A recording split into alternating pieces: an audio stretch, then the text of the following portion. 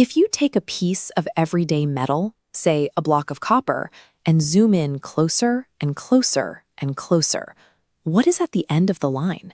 Is it just smaller pieces of copper forever, or do we eventually hit a physical wall? In the early 1800s, an English chemist named John Dalton gave us our first modern answer.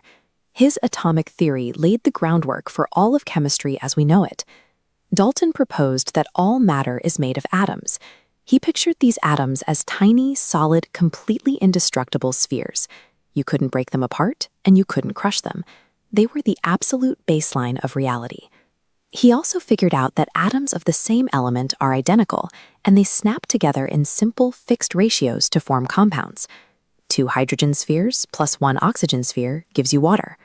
For nearly a century, Dalton's indestructible spheres provided a perfect mathematical explanation for the conservation of mass.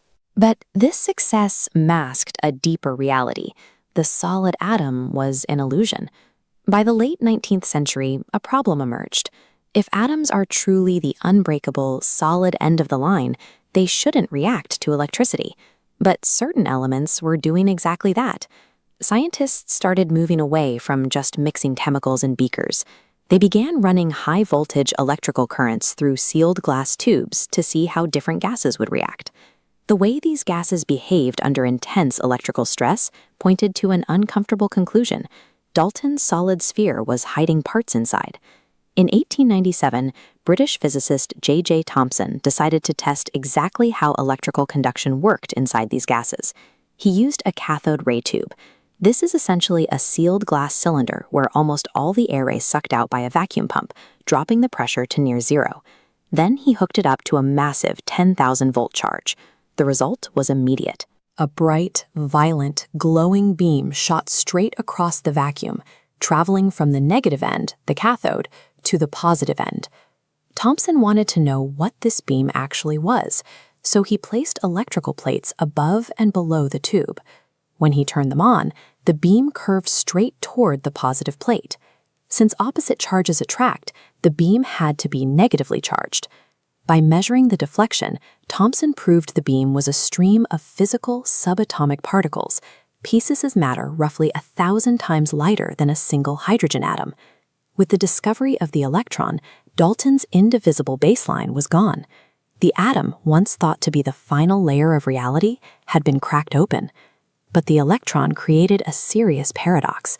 We know atoms are electrically neutral overall. If they contain these tiny negative particles, where is the positive charge balancing them out? This diagram shows Thomson's 1904 solution, which became known as the plum pudding model. He theorized that the atom was a sphere of diffuse, positively charged jelly. That's the pudding. The tiny negative electrons were embedded inside it, like plums, distributing the charges evenly to keep the whole thing neutral. The scientific community accepted this map of matter. They assumed mass and charge were spread smoothly throughout the atom. But this entire structure was theoretical, and it was about to be physically tested. A few years later, a physicist named Ernest Rutherford decided to see if Thomson's pudding actually existed. He set up an ambitious experiment. He fired heavy, positively charged projectiles, called alpha particles, at a piece of gold foil that was hammered down to just a few atoms thick. He surrounded the whole thing with a zinc sulfide screen that would flash every time a particle hit it.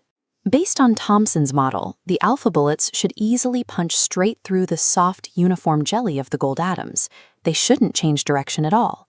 Most of them did pass straight through, but some deflected at wild angles, and a tiny fraction didn't pass through at all. They ricocheted straight back toward the emitter. Rutherford later said it was like firing a massive artillery shell at a piece of tissue paper and watching it bounce back and hit you. The uniform pudding model was a myth. Those bouncing alpha particles proved they were colliding with something incredibly dense, incredibly hard, and hidden right in the center of the atom. Rutherford concluded that almost all of an atom's mass, along with all of its positive charge, is compacted into a microscopic, ultra-dense core. He called this ultra-dense core the nucleus. This gave us a completely new anatomy. The ultralight electrons don't sit in jelly. They orbit this central nucleus at fast distances. Because the nucleus is infinitesimally small compared to those sweeping electron orbits, the implications are staggering. Everything around us, the screen you're watching, the chair you're sitting in, your own body, is actually 99.9% empty space. But this discovery created a serious scientific problem.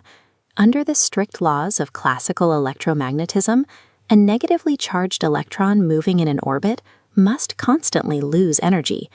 If the electron is constantly losing energy, its orbit should decay. It should quickly spiral inward, crash into the positive nucleus, and cause all matter in the universe to instantly collapse.